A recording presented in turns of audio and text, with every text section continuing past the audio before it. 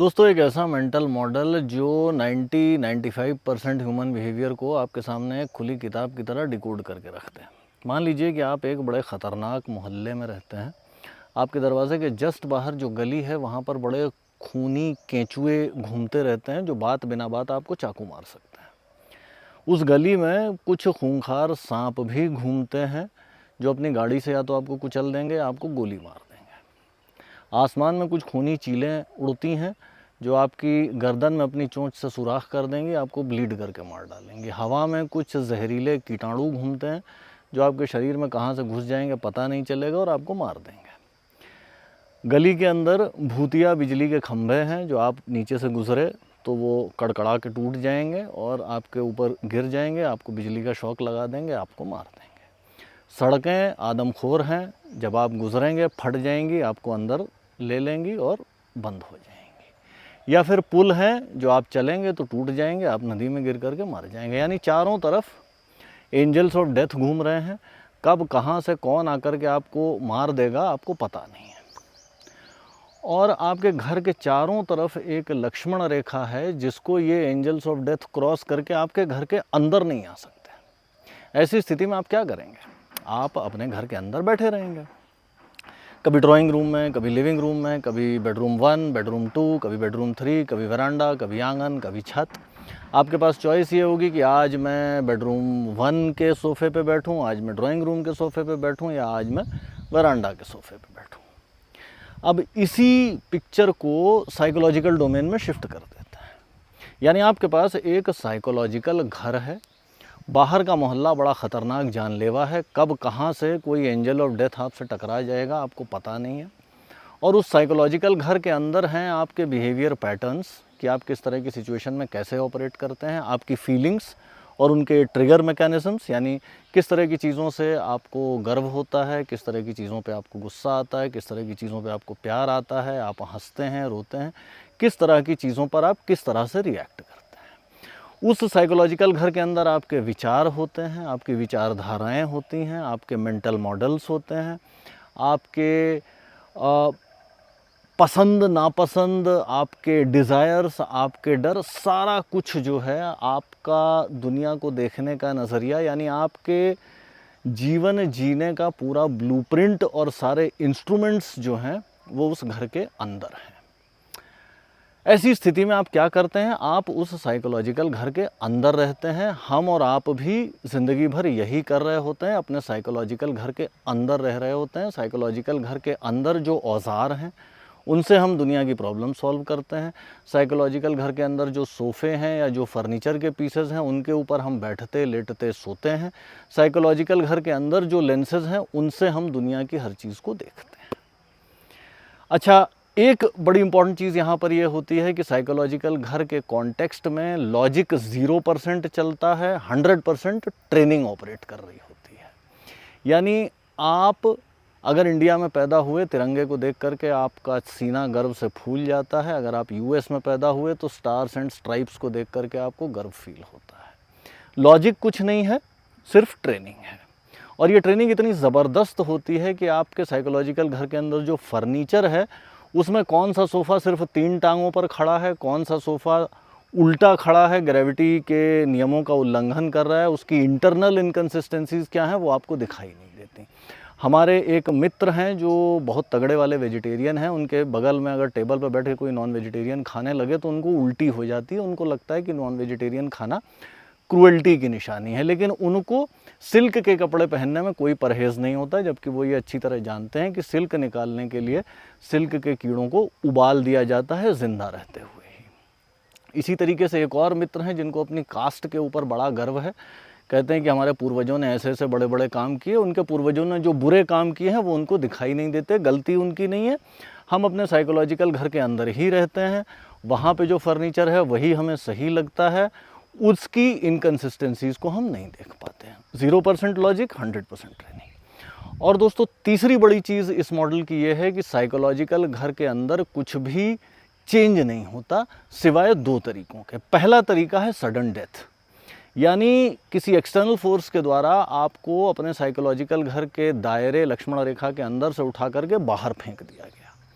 किसी loved one की death हो जाना, किसी रिलेशनशिप में ब्रेकअप हो जाना, सडनली लाइफ का कुछ हिस्सा मेजरली चेंज हो जाना। जैसे बच्चा जब +2 के बाद अपने घर के होम टाउन से कॉलेज किसी नए शहर में जाता है, साइकोलॉजिकल घर से खींच करके उखाड़ करके आपको किसी नई जगह रख दिया गया। शुरू में आप बहुत घबराते हैं, बड़ा स्ट्रेस्ड आउट होते हैं, आप बड़ा डेस्परेटली चाहते हैं कि सब कुछ पहले जैसा हो जाए, लेकिन पहले जैसा हो नहीं पाता, क्योंकि पहले की सिचुएशन में कोई कोर वेरिएबल था जो इरिवर्सिबली चेंज हो गया है।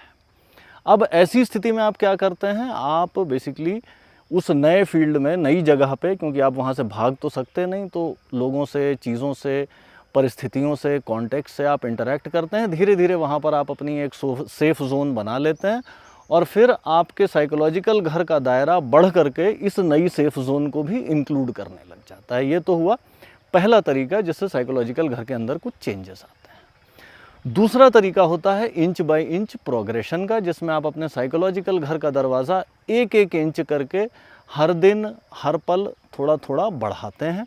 सारा स्किल डेवलपमेंट इसी इंच बाय इंच प्रोग्रेशन के आधार पे होता है, चाहे ड्राइविंग हो, चाहे नई लैंग्वेज सीखना हो, चाहे मिलिट्री ट्रेनिंग हो, चाहे मशीनरी ऑपरेट करना हो, चाहे कार मैकेनिक की दुकान पर छोटे से बच्चे का जो अप्रेंटिसशिप के माध्यम से ट्रेनिंग होती है वो हो। बहरहाल सारा स्किल डेवलपमेंट अपने साइकोलॉजिकल घर को इंच बाय इंच एक्सटेंड करने की प्रोसेस का ही नाम है। मिलिट्री ट्रेनिंग में आप देखिए, एक सीधा साधा ग्रेजुएट लड़का हम लेते हैं, 1-2 साल के अंदर उसको हम एक तगड़ा सोल्जर फाइटर तैयार कर देते हैं। कैसे तैयार करते हैं? जो इंस्ट्रक्टर्स हैं, जो ट्रेनर्स हैं, वो इंच बाय इंच उसके साइकोलॉजिकल घर का दायरा बढ़ाते हैं और धीरे धीरे बहुत सारे ऐसे काम, बहुत सारे ऐसे सोफ़े जिनके बारे में वो पहले सोच भी नहीं सकता था, उसके साइकोलॉजिकल घर के अंदर हो जाते हैं। उसके लिए उन पर बैठना, वो काम करना आम बात हो जाती है, वो बड़े आराम से कर पाता है। और दोस्तों, ये मॉडल कि हम अपने साइकोलॉजिकल घर के अंदर रहते हैं, साइकोलॉजिकल घर के अंदर कुछ चेंज नहीं होता, चेंज केवल 2 तरीक़ों से होता है, सडन डेथ जो अक्सर एक्सटर्नल फोर्सेस के द्वारा होता है, या इंच बाय इंच प्रोग्रेशन जो स्लो बेबी स्टेप्स डेवलपमेंट वाली चीज़ है। ये मॉडल अपने अराउंड आप देखिए 90-95% ह्यूमन बिहेवियर को एक्सप्लेन कर देता है। कुछ एग्जांपल्स लेते हैं। देखिए, आपने एक्सपीरियंस किया होगा कि आप किसी को एडवाइस देते हैं तो लोग मान तो जाते हैं, आपकी बात सुन भी लेते हैं, हाँ हाँ भी करते हैं, लेकिन उस एडवाइस को फॉलो नहीं कर पाते। क्यों नहीं कर पाते? जब आप एडवाइस दे रहे हैं, आप उसको नया सोफ़ा दिखा रहे हैं, वो सोफ़ा उसके साइकोलॉजिकल घर के अंदर नहीं है। लॉजिकली उसको दिख रहा है कि हाँ, ये सोफ़ा तो बड़ा सुंदर है, इसको मैं बैठूंगा इसके ऊपर तो मुझे बड़ा अच्छा लगेगा, आराम मिलेगा, लेकिन चूंकि वो सोफ़ा उसके साइकोलॉजिकल घर के बाहर है, इसलिए वो उस पर बैठ नहीं पाता। एक आध बार ट्राई ज़रूर करेगा, लेकिन चूंकि वो बाहर है, इस वजह से वो वापस अपने साइकोलॉजिकल घर के अंदर आ जाएगा और वो सोफ़ा बाहर ही रह जाएगा।